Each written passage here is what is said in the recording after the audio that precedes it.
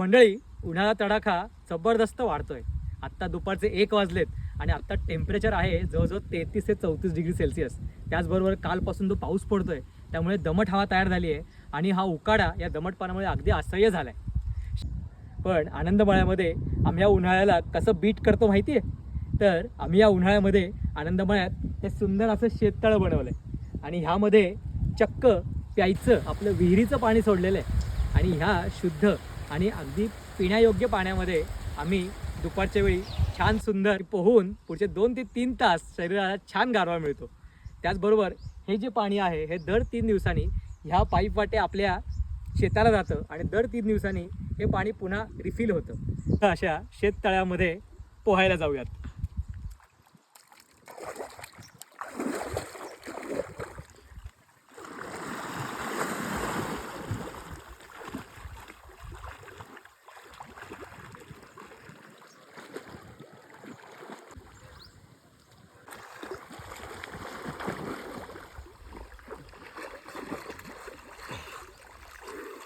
हे तळं फक्त 3.5 ते 4 फूट खोल आहे, त्यामुळे फक्त डुंबण्याकरता बनलेलं आहे आणि उन्हाळ्यामध्ये एकदा असं डुंबलं की पुढची अख्खी दुपार सुंदर आपली थंडाव्यात जाते.